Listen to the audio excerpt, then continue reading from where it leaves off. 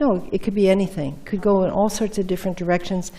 There's a lot of stuff going on in most of our stucks, and anything has information. Yeah. It's more that we're not used to reading that information. Like on a gross level, you know, we notice the body. We get sick, or we're very tired, or we have a gut feeling about something, or something makes us anxious, or on an emotional level, you notice that one's angry, that it's a feeling in the body. But we're trying to use this on a more subtle level of shifts. If you can feel a shift in the physical field, I mean, this is a system, right? The body-mind is an amazing system that works relatively well, you know, how the body and the mind work together and manage living.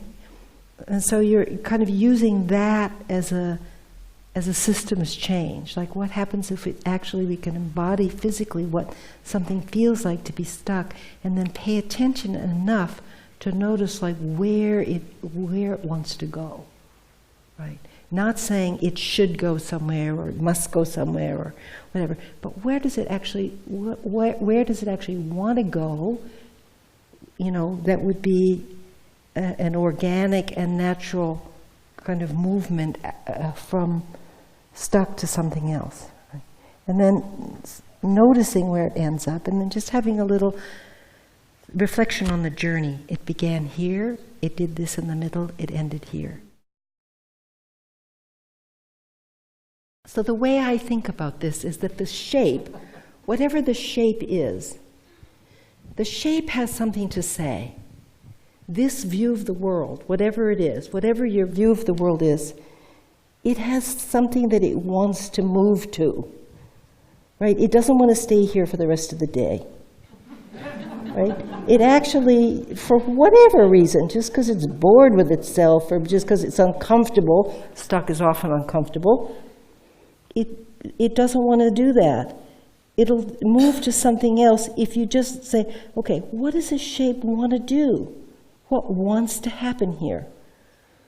So it's not really about me, you know, the shape wants to do something. And I don't know what that is. I just follow along, you know, try not to think about it, just do something, and then stop. And then say, well, you know, it went from there to there, like that. The least amount of you in it, the easier it is. It's really not much fun if you're doing it. But it's really a lot of fun if the shape is just doing something and you're just going along and noticing.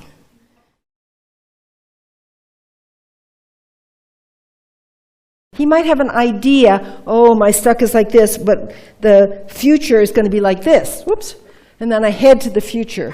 So that's one way, and might have some information also. But right now, you're going moment to moment to moment to moment. What is emerging? We're talking about moment to moment to moment to moment. You're paying attention that way, right? Rather than it was like this, and now it's like that.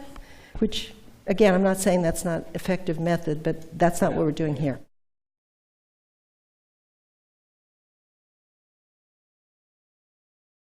Generally, like in this kind of context, this is professional development context that you're using the person. People generally, I didn't say this and probably it would have been more sensible, but generally people choose something that they can share with others, that they feel is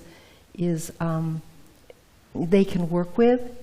And if it happens that this opens something else for a person, generally within their circle they can hold that.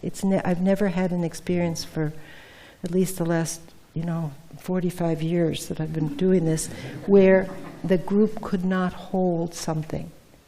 So I have great faith in, I'm not trained as a psychotherapist, I know nothing about that, but I do know that groups of people are incredibly kind, and they don't need professional skill to be kind and to hold someone's suffering. So I completely rely on this group that they will take care of and hold what's happening.